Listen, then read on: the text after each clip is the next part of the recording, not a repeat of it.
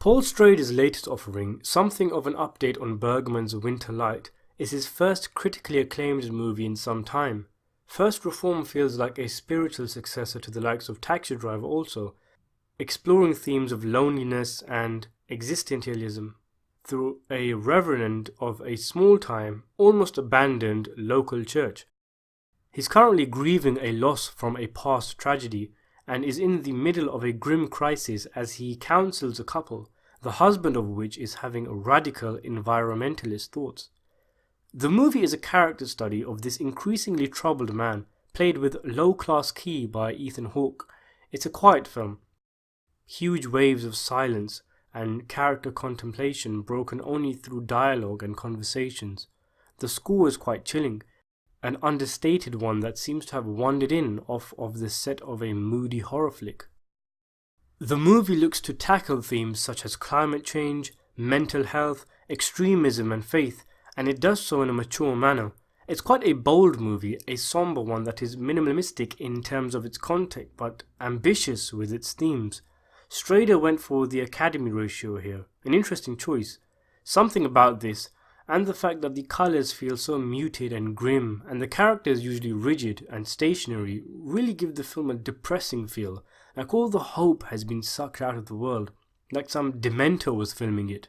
Only few moments in the film seem buttered with a hint of joy, most notably of course the controversial and bemusing ending, one that will leave some in breathless euphoria and others scratching their head in disbelief.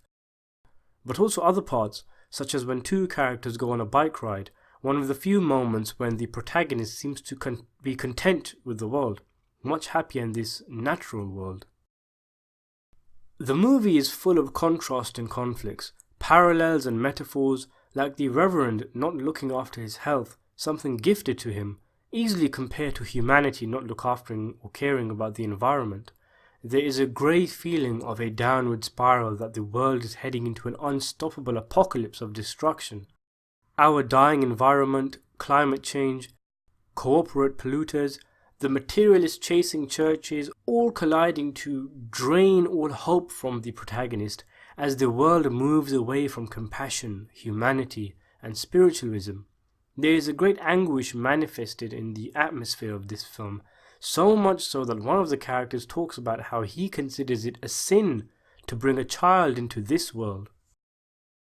I think, or I hope, that we all can somehow relate in some way to the Revenant, much like how there are some things to connect with when it came to the likes of Travis Bickle.